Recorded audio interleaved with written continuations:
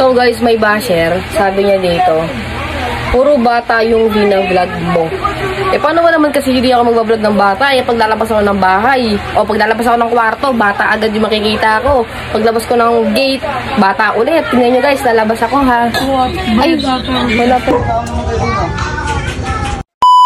Sa mga oras nga na ito ay madaling araw nga pala to at lamig na lamig ako at the same time nagugutom din ako. Kumukulo yung tiyan ko kaya naman naisip ko na kumain ngayong umaga. At paglabas ko nga ng kwarto ko, nakita ko nga yung pusa ako dito at lalabas na nga ako ng gate namin dito dahil nga pupunta na ako kung saan ba may almusal dito sa may labas namin. Hindi ko nga alam kung may tulog ba ako or nakatulog ba ako or nakaidlip pa ako, pero nafe-feel ko talaga is nagugutom ako, hindi antok yung nararamdaman ko. Kaya ngayon tara guys, samahan nyo nga ako dito kila Aling Minda na kumain. So bali pagkakita ko wala pa silang tinda kaya naman pumunta kami sa may isa pang almusalan dito sa may banda rin sa amin. Noong hindi pa talaga nagtitinda si Aling Minda ng almusal, ng mga almusalan, dito talaga kami kumakain guys. Pero ngayon kasi nagkaroon na din ng tindahan si Aling Minda. Actually kasi guys, malapit lang din kasi yung bahay nila, isang hakbang pa lang ata, doon na agad yung kila Aling Minda, kaya doon kami kumakain lagi guys. Kaso wala pa nga tinda kaya dito na kami kakain. Nakakabis din kasi kumain dito. Napakabait pa niya.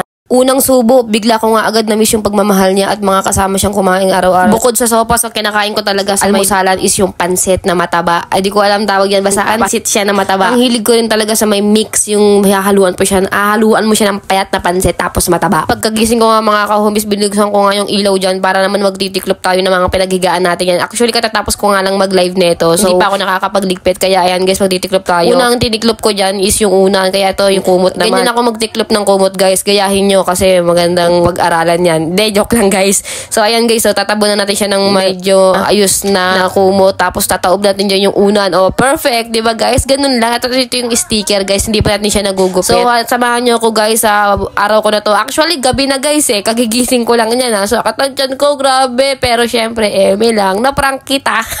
At dito naman ay lumabas na nga ako ng kwarto ko at mirror video muna tayo dito. Mag-mirror shot muna tayo dito guys. Makikita nyo yung mga walang hilamos. May ano pa, may muta-muta at may mga bagong gising effects pa ng laway dito sa gilid. Joke lang guys. Nagilamos na ako kasi nga nag-live ako, diba? At pagkatapos ko nga maligo guys, dumiretso na ako agad dito sa may Chutes to Go kasi nga kakain ako dito dahil parang nagki-crave ako sa may sabaw. Medyo gusto ko rin kasi yung sabaw dito sa may Chutes to Go. So ito yung kanilang view pag titignan mo. At ito yung nga pala yung kakainin ko guys, dumating na. So guys, kakain na muna ako dyan.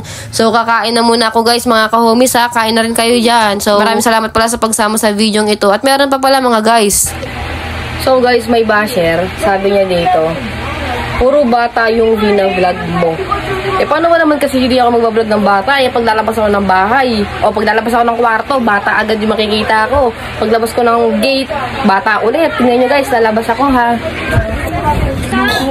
Ay, wala pala din. Kala ko